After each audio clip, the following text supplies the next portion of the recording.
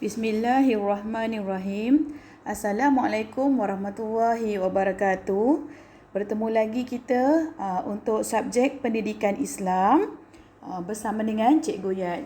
Okey murid-murid, pada minggu ini, pada hari inilah ya, tajuk kita adalah menyatakan contoh-contoh perbuatan ikhlas. Okey, kalau murid-murid ingat lagi, pada hari Isnin yang lepas, Cikgu Yat ada minta kamu untuk membaca hadis kan, potongan hadis beserta maksud. Tapi masih lagi belum ada murid yang membuat tugasan. Ada yang dah, ada yang belum. Cikgu mohon pada yang belum, boleh lagi hantar kepada cikgu video ataupun voice note kamu membaca potongan hadis tersebut. Sikit je. Ni hadis dia. Okey, ikut cikgu.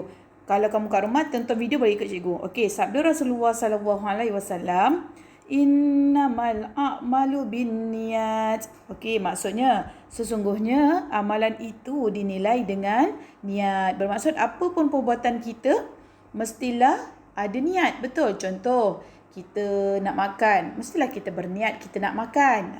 Macam itulah, ni contoh yang simple, yang mudah. Okey, ini adalah riwayat Al-Bukhari dan Muslim. Okey murid-murid, hari ini cikgu terus masuk contoh-contoh perbuatan yang ikhlas. Okey, yang pertama, sedekah. Okey, sedekah ini adalah salah satu perbuatan yang ikhlas. Okey, pun juga bergantung kepada hati kita. Seandainya kita bersedekah hanya untuk mendapat nama, hanya untuk mendapat pujian, itu dah dikategorikan riak, takbur, dan secara automatik kamu tidak ikhlas bersedekah. Mungkin kamu ikhlas bersedekah, tapi dalam masa sama kamu kita nak nama. Menunjuk-nunjuk kepada orang dengan niat kita nak banggakan diri kita, itu adalah perkara yang tidak baik. Okey, sebaik-baik sedekah adalah sedekah yang tidak diketahui oleh orang lain. Okey, maksudnya kamu bersedekah, kamu tidak menunjuk, bukan niat untuk menunjuk, memang ikhlas ingin membantu. Bila nak bersedekah, contoh, kita pergi mana-mana, kadang-kadang ada tabung dekat masjid, kita boleh sedekah. Okey, nilai sedekah kamu tidak semestinya kena banyak. Terpulang kepada kemampuan kita. Seandainya kita mampu sedekah RM1 je ataupun 50 sen je, itu adalah kemampuan kita. Tak ada masalah. Kamu sedekah, jangan malu. Malulah cikgu nak sedekah 50 sen. Jangan malu. Okey, sebab itu adalah perbuatan yang baik. Keikhlasan kamu Allah yang nilai. Jangan kita fikir kepada penilaian manusia. Salah Okey, bersedekah pelbagai bentuk, dari segi keuangan, makanan. Dalam gambar ni kita boleh tengok tu ada kanak-kanak tu, dia dengan beg sekolah tu, dia sedekahkan air dia kepada gelandangan. Ada yang bawah tu sedekahkan makanan. Banyak sedekah yang kita boleh lakukan. Tak semestinya kamu murid tak boleh bersedekah. Boleh juga. Kalau ada duit sekolah yang lebih kan, kita boleh bersedekah. Nombor 2, membayar zakat. Okey, membayar zakat ini memang salah satu ibadah yang dituntut. Okey, iaitu membayar zakat fitrah tu memang wajib.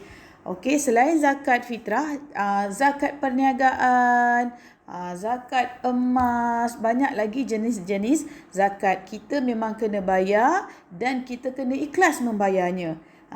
Kan? Sebab apa? Contoh zakat fitrah, kita bayar zakat fitrah itu wajib. Zakat itu, duit itu disalurkan kepada golongan-golongan yang memerlukan. Jadi kita kena ikhlas dalam pembayaran zakat itu. Okey. 3, membantu haiwan. Yang ini adalah salah satu perbuatan yang sangat terpuji. Sekarang ramai yang dah mempunyai kesedaran. Okey, membantu haiwan yang dari segi macam mana? Tengok kucing tu kan, lapar. Kita ada makanan, kita boleh sedekahkan. Kita boleh bagi dia makan. Kan? Sebab kita kadang-kadang kat kedai makan kan, masa sebelum Covid kita boleh makan kat kedai. Kadang kucing datang kat kaki kita. Apa salahnya kita bagi sikit, tak banyak. Bukan kucing tu tak minta sepinggan pun makanan kita, tak minta pun nasi ayam. Minta hanyalah sisa makanan kita. Tak salah kalau kita berkongsi dengan haiwan, dapat pahala. Sebab apa? Dia datang tu, kucing kalau datang kat kita, bermaksud dia nak membawa kebaikan, keberkatan kepada kita. Jadi kita kena layan haiwan itu sebaik-baiknya. Tak bolehlah kita sepak dia, kita marah dia kan. Dia datang kat kaki, apalah kucing ni, sepak pum dah tersepuk kucing tu bawah meja. Tak boleh, berdosa tak boleh cederakan haiwan. Kalau tak nak bagi langsung sebab memang tak ada, tak apa. Tapi jangan cederakan dia, jangan cakap yang tak elok. Okey, faham Okey. Selain daripada bagi makanan, ada juga kalau kamu tengok gambar tu yang diselamatkan kucing, selamatkan anjing dekat dalam longkang. Kan dia nampak, mungkin dia nampak lalu-lalu ternampak kucing dah termasuk dalam parit, termasuk dalam longkang. Sebagai kita, sebagai manusia yang boleh membantu dia, kita bantu. Okey, jangan kita ingat cikgu anjing tak boleh pegang, nanti haram. Betul, tapi dalam situasi macam ni, dia memerlukan bantuan kita. Jadi kita sebagai manusia berhati perut, manusia yang punya hati dan perasaan, kita kena bantu dia. Okey, tak apa, kita lepas bantu anjing lah, contoh anjing kan, dah bantu dia, nanti selepas tu kita boleh sama, tak ada masalah. Okey, janji kita selamatkan dia kan. Kesian dia. Kalau kita biarkan tak ada orang selamatkan, matilah dia kelemasan. Mungkin ada yang tak boleh nak tolong, kamu mungkin boleh bagi tahu pada orang yang lebih dewasa tentang apa yang terjadi. Mungkin orang ataupun call bomba ke kan, apa yang patut. Janji kamu ada niat untuk membantu haiwan yang dalam kesusahan itu. Okey, 4. Merawat pesakit. Ini bagi golongan doktor atau nurse kan, yang merawat pesakit. Sekarang negara kita dilanda dengan wabak COVID-19. Jadi mereka sangatlah kuat bekerja kerja lebih masa kan. Mereka pun bekerja tu memanglah mereka ni bekerja dapat gaji, tapi gaji itu memang mereka punyalah sebab mereka bekerja, tapi mereka kena ikhlas melakukannya kerana pekerjaan itu merupakan satu ibadah juga. Bila kita bekerja merawat pesakit contohnya, kita mendapat pahala sebab kita bekerja. Satu, dapat gaji, dah tentu. Kedua, kita dapat pahala kerana apa? Kita membantu orang yang dalam kesakitan. Kan kita ikhlas bantu pesakit. Kita bukan rawat pesakit itu kerana gaji semata-mata, tidak. Kita kena betulkan niat. Kita pergi ke tempat kerja tu, ke hospital contohnya, kita nak merawat pesakit tu kerana Allah, kita ikhlas. Jadi secara automatik dapat gaji, dapat pahala. Untung bagi pekerjaan yang macam ni.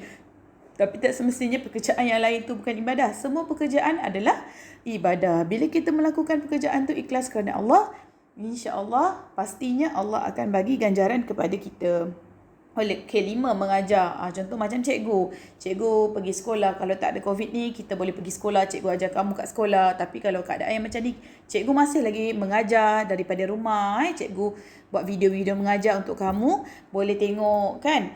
Mengajar itu juga merupakan satu perbuatan yang ikhlas. Ikhlas itu macam cikgu cakap tadi, bergantung kepada individu. Okey, macam kita mengajar anak murid kita, kita kena ikhlas.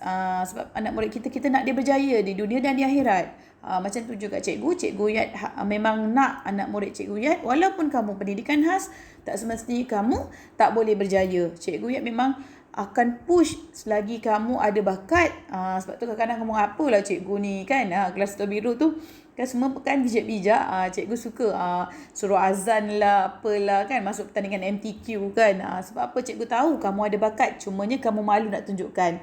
Sebab tu cikgu tetap nak ajar kamu supaya benda ni bukannya untuk cikgu. Benda ni bila kamu belajar, kamu dapat apa yang cikgu ajar, kamu akan gunakan dalam kehidupan seharian kamu sampai bila-bila. Okey, seterusnya. Nombor 6, membantu rakan. Okey, membantu rakan ataupun membantu orang sekeliling kita yang berada dalam kesusahan. Contoh, kalau kita nak jalan pergi mana-mana, nampak nenek yang tua kan nak melintas jalan ataupun di jalan kaki, kita kalau nampak dia ada barang, kita boleh tolong. Contohnya nampak cikgu kan, daripada datang ke sekolah kan, daripada kereta tu kamu nampak barang banyak kan, kamu boleh tolong. Kalau kamu terserempak waktu yang sama, boleh tolong. benda-benda macam ni, kita tolong, kita ikhlas, kita dapat pahala. Okey, banyak lagi jenis-jenis pertolongan yang kita boleh tolong. Contoh jiran kita pindah rumah, kita boleh tolong. Nampak kenderaan yang rosak, kita boleh tolong kan. Sebab apa? Dia berada dalam kesusahan, dia inginkan pertolongan, dia perlukan pertolongan orang. Kan, jadi kita nampak kita ni okey, kita sihat tubuh badan semua kan. Apa salahnya kita membantu? Di samping kita dapat gembirakan orang yang kita tolong sebab kita dapat bantu dia, kita juga Allah bagi ganjaran pahala kan. Senang je nak cari pahala ni. Dia bergantung pada kita nak ke tak nak. Okey, 7, menunaikan haji bagi yang mampu.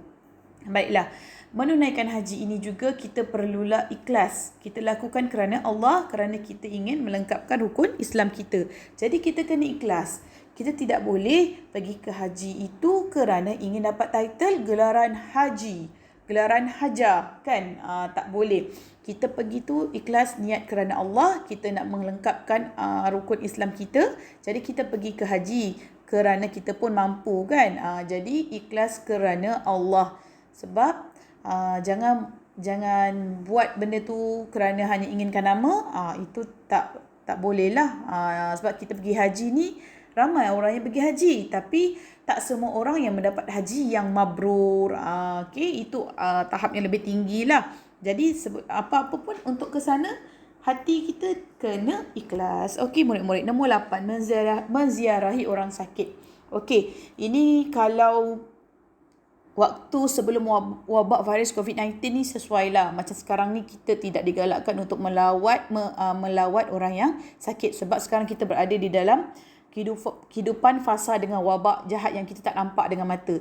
Jadi sebaiknya tak perlu melawat kalau ada orang sakit. Mungkin kita tak boleh melawat, kita boleh bertanya khabar melalui telefon. Sekarang zaman dah berubah kan. Tak semestinya kita kena pergi rumah dia, kena pergi jumpa dia kan, borak dengan dia, tak semestinya. Mungkin kita boleh call dia, boleh WhatsApp dia, tanya apa khabar kan, doakan kesejahteraan dia, cakap bagi dia kata-kata positif kan.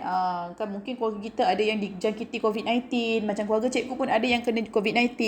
Jadi kita macam contoh adik cikgu ada yang kena COVID-19 sekarang ni, dia berada di Shah Alam di Selangor. Jadi kita sebagai keluarga dia, kita call dia, kita WhatsApp dia, kita bagi kata-kata semangat. Tak semestinya kita kena pergi jumpa dia.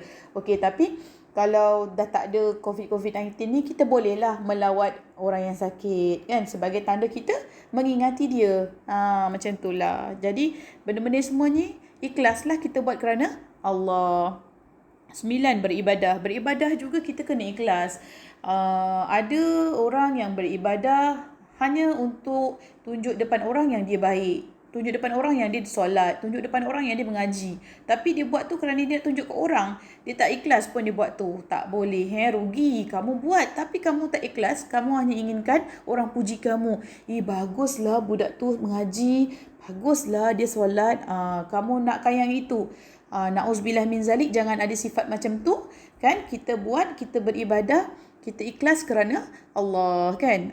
Kita dapat pahala dan kita juga dapat ketenangan hati dan kehidupan kita pun tenang bila kita beribadah ini. Niat kita ikhlas kerana Allah. Okey, 10 yang terakhir, memaafkan. Okey, biasalah dalam kehidupan kita akan ada pergaduhan, salah faham dan sebagainya. Jadi kita memaafkan sebenarnya satu benda yang kita nampak macam senang, tapi sebenarnya untuk orang yang memaafkan tu susah. Cikgu faham, kita pun semua pernah rasa marah, rasa geram dengan seseorang. Mungkin orang tu dah menjatuhkan air muka kita, dah memalukan kita kan. Mungkin dia viralkan kita walaupun benda tu kita tak buat. Contohlah kita tak buat pun benda tu, tapi dia fitnah kita, dia cakap dengan kawan-kawan, dia masuk dekat dalam sekarang kan TikTok lah, kat dalam Instagram lah, dia fitnah kita, benda yang kita tak buat. Kita marah sebab kita punya maruah dah tercalar. Tetapi kita kena ingat, Allah pun mengampunkan kita hambanya. Nabi pun mengampunkan umatnya. Jadi kita, macam mana kita sakit hati, macam mana teruk orang buat kita kena first kita kena reda. Bila kita reda, hati kita mudah untuk memaafkan kesalahan orang. Kita kena maafkan dia. Memang hati kita sakit sebab dia buat kita, tapi bila kita dah maafkan dia, kita rasa tenang selepas tu. Betul, kalau kita ada rasa marah, dendam pada seseorang, kita tak maafkan dia, kita macam tak tenang tau. kehidupan kita. Sebab itulah kita setiap malam sebelum tidur, kita sebut, aku maafkan orang yang ada buat salah dengan aku, sama ada dia sengaja ataupun tidak, kan? Kita pun dapat tidur dengan tenang. Sebab bila kita dah memaafkan ni, antara kita dengan orang yang buat masalah kita dah selesai. Okey, kalau macam masalah yang besar macam ni, kita lebih baik cakap dengan orang tu. Kalau orang tu minta maaf kita, kita pun cakap kita maafkan. Tapi seandainya dia tak minta maaf dengan kita pun, kan ada orang jenis dia buat salah, dia tak nak minta maaf. Tapi tak apa, kita maafkan dia. Lagi besar pahala kita dapat. Okey, seterusnya murid-murid. Okey, last penutup. Rasulullah SAW bersabda yang bermaksud, beruntunglah orang yang ikhlas. Mereka ialah pelita dalam kegelapan malam, dan segala fitnah serta kezaliman akan hilang daripada mereka. Ini beruntunglah orang yang melakukan setiap apa pun di muka bumi ini, di dalam kehidupan dia, niatnya adalah ikhlas kerana Allah. Untung. Ikhlas ni satu benda yang kita tak nampak. Kan dia macam juga pahala dengan dosa, benda tu tak nampak. Tapi kita sendiri, hati kita sendiri, kadang-kadang ikhlas ni kita pun tak tahu, kan orang tu ikhlas ke tak tolong kita ni, kan kita tak nampak. Yang tahu hanya kita, hati kita, diri kita dan Allah Subhanahu Wa Taala. Okey, cukup untuk sekadar hari ini murid-murid. Nanti Cikgu Yat akan bagi link tugasan ya. Okey, itu sahaja untuk hari ini. Sekian, terima kasih. Assalamualaikum.